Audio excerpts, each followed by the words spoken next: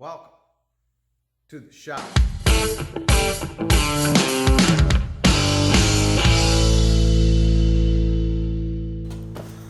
Welcome to Garage Groove, everybody.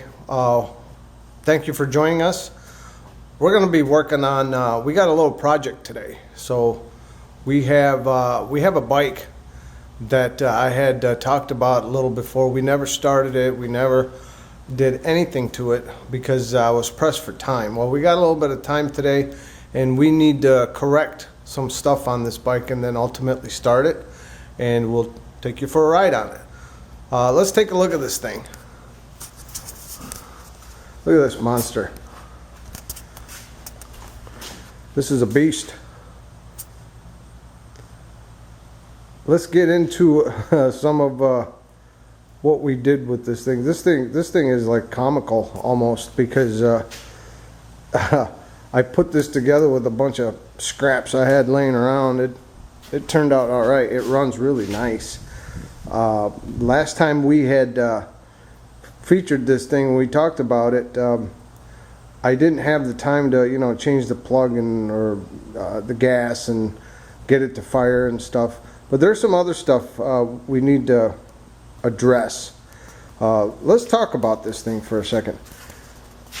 What the hell exactly is this? Well, this is a 1982 SP500. Now, if you guys have seen my previous video,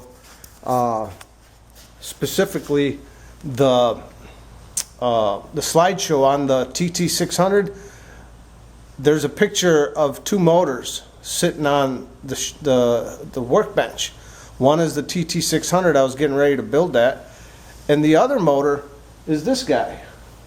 So we had gone through this thing too, and this is a super nice running motor. I think it packs a little more punch than that TT600 did, but what exactly did I do to this thing? Well, I had a YZ400 front end. It was a trashed bike. We had moved to a place and somebody had left this wrecked bike or whatever it was. It was just parts sitting there. I had half a mind to scrap it, but then it just sat there in the back room. So I utilized it, and this is what I came up with. This right here, all of this, the whole front, is a Yamaha YZ400F, and right here, the bottom was the right size. I didn't have to do anything to the bottom, but the top I machined and fabricated the top piece to that, so the forks fit fine. Well, all of a sudden the bike had a real funny stance to it because the forks are a lot longer. So ultimately I had to extend this swing arm. If you can see, it's a real seamless job. We did a really nice job, and it's extremely strong. So what we did was, this is square tubing. We put another square tubing inside this square tubing and reinforced it, and then we slid the other piece over top and welded everything, and that's how we did that. We had to move this, and then we just got some eBay shocks which work really good. It's a trail bike. It is not going to be raced. What exactly are we going to do to it today? Well, there's some issues with this thing. First, look at this handlebars. This thing, I don't know if you can, this all moves, and I got a funny feeling it's because of these rubber bushings or something going on down here. Well, we'll look at that. There's no front brakes, so we may have to order, or it looks like we got a caliper on there, so we'll do that. The other thing is I tightened up the valves a little bit because I did not have a decompression hooked up. So to take a little bit of the compression away, I tightened up the valves a little bit so it wasn't so hard to kick. Well, we got the compression cable and I already kind of started to get it hooked up. So what we're going to do is we're going to get back into the valves, and we're going to loosen them back up where they should be, and they'll give it full compression. So we want to do the handlebars, we want to do that, and then we'll see what we can do with the front brakes on this thing. See if we can get some front brakes going. And then we're going to change the gas, the plugs, or the plug. We'll put fresh gas in it, put another plug in it. We'll start it up, get that decompression lever working properly, and then we'll take a ride on it. So we'll see you soon. See you in a minute.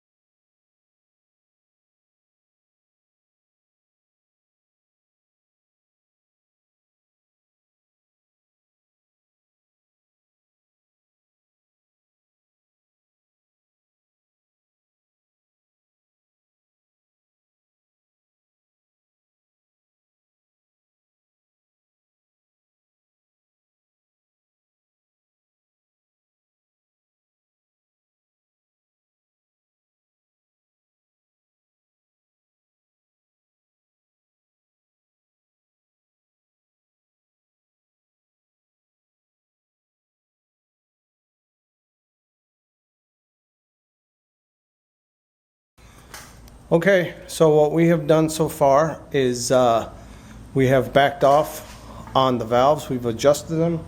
We've used our feeler gauge to 0.2 millimeters.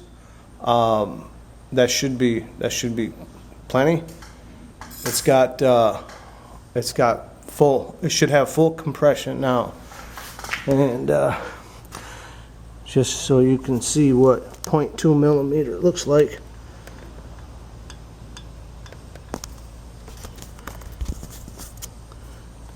It's just a touch. Okay, so we have our time lapse running. So we're going to go ahead and put that back, and then we'll see and adjust the compression, decompression cable, and hopefully it takes away the compression so we can kick on it. And still be able to start it. We'll see you in a minute. Okay, welcome back. I had to put new batteries in my camera. So where are we at now? So what we have done so far is we have checked the compression on this. It's significant now, and it seems like the compression lever is working. So what we're going to do is I'm going to start the time lapse again. We're going to go ahead and hook up the tank and the seat. I'm a little concerned about this right here. This nozzle came out of the petcock, and I remember several years ago, 4 or 5 years ago, when we were putting this thing together, I had a problem with this thing, and the tank has a JB Weld thing on it, and I completely forgot about it, and I pulled on the gas line and it pulled this whole thing out. So let's see what happens with that. We'll put the time lapse back on, and we'll see if we can get this thing to fire up, and then we'll go ahead and address the handlebar situation. We'll see you in a minute.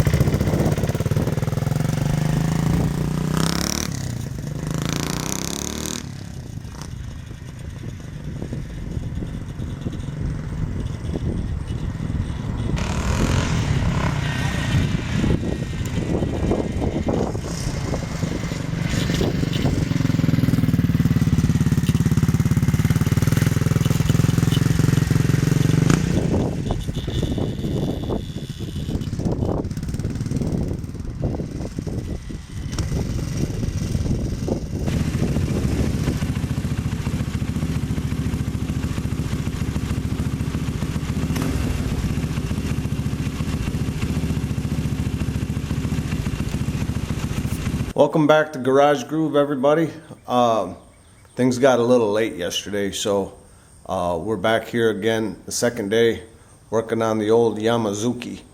So yesterday, let's go over what we did yesterday. So we reset the valves on the motor yesterday, so our compression bumped up, and then we adjusted the decompression cable, so that works good. We changed the gas, we put a new plug in. Today we're gonna, and then we fixed the handlebars on that. Today we're gonna go ahead and do the oil change on it, and we're gonna try to fix the front brakes. If it's something I'm gonna need parts for, then it's not gonna happen today. But we're gonna take you guys on a ride for it today. We did start it yesterday. Hopefully it should start a little easier today. And then we'll take you guys for a ride on it. One other thing I forgot to mention on this comical, it's like a cartoon character type of bike, is that stinking gas tank. This gas tank, it's a eBay $49 special, and I've always had a problem trying to get the real gas tank for this thing. You know, the SP500 Suzuki was more like the road model, and the parallel model to that was the DR500. So the SP500 and the DR500 are almost like the XT Yamaha and the TT Yamaha, where the TT is the more road model or the off-road model. The TT is the off-road model, and similarly in Suzuki, the DR is the off-road model. So this is the SP, so this is more of a road type of a model, but either of the gas tanks would work. My problem is I was never able to find a reasonable tank. Even today, what was it, just the other day I looked on eBay, there was only one tank available. It's a NOS SP500 tank. It's $900. Well, we don't budget like that, so we went with this tank, and let me show you. This tank has an issue right here. You see where we had to crease it? We don't get a full turn on this dumb thing. This thing cannot make a full turn, so that's a problem. You know what I mean? So that's nothing we're going to be able to fix today, but I'm always on the lookout for another tank. So, but I wanted to mention that. So let's go ahead and do the oil change. I'm going to do the time lapse, and then we'll come back and see you guys in just a minute.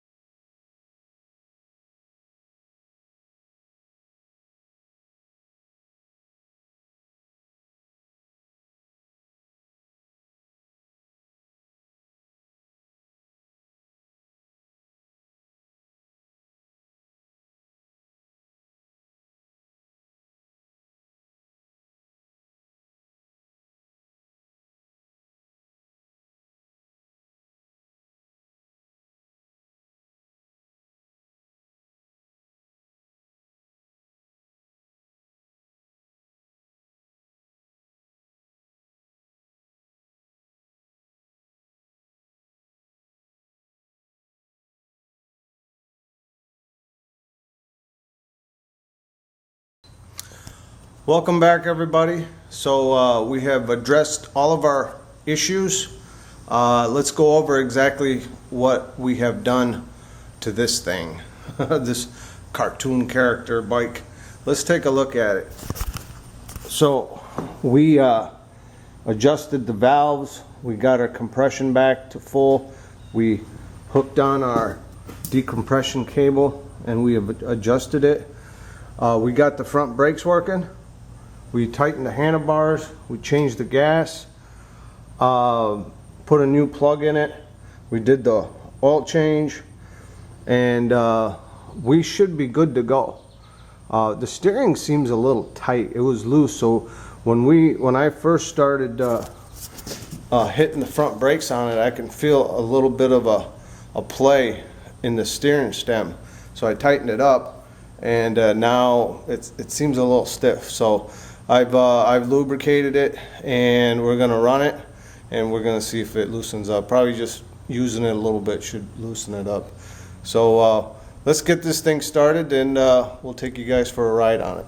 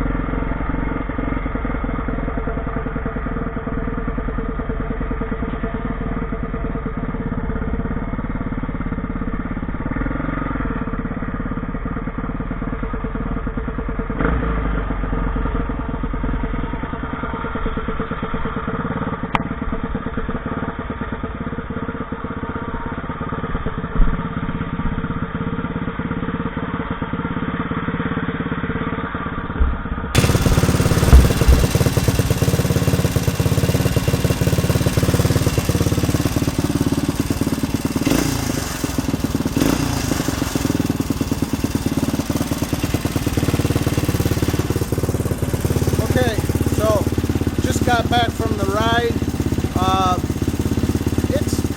It's weird. So let's talk about it. Let's shut this thing off and let's review this bike. Okay,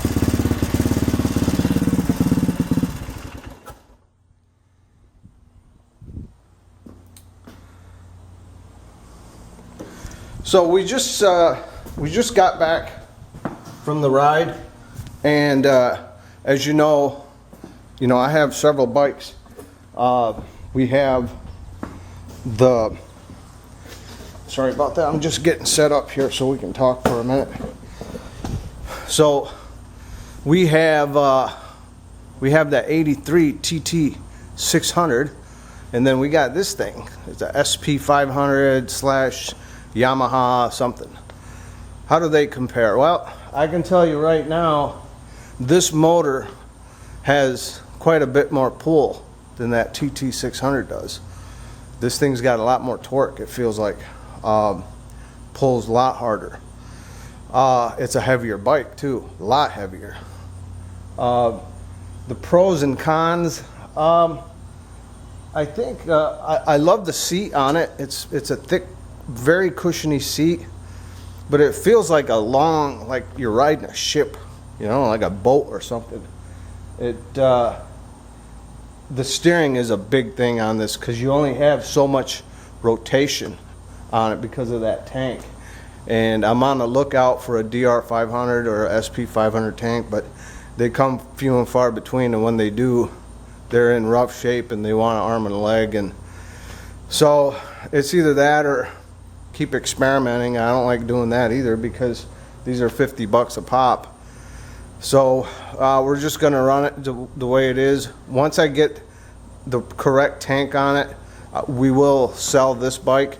For me, it's a little heavy. I think for the right, maybe a bigger person, it would be a perfect bike. It's got mounds of torque. It runs phenomenal. It would. I don't know if you can race this thing because of that swing arm stuff we did, but the swing arm is extremely strong, though. Just so you know, I know I've talked about it a little bit, but this swing arm, it's got another square tubing going through it. So you see, we have a cut here and we have a cut here, and then the internal swing arm goes all the way to this curve. So it goes here and then it extends out to here. And then we pounded it, and it took a couple days actually to line everything up perfectly. But if you look, that tire is dead on. It was done right. I did it right. I keep saying we, but it's me and my kids. They help me as much as anybody. The shocks are terrible. That might be part of the problem of why the bike feels like a boat. But if somebody wants to get this and put Olin's shock on it, I mean, more power to you. The front shocks work nice. Front brake works nice. Other than that, I mean, it's a good bike. We'll let you know when it's for sale. I want it right before we sell it.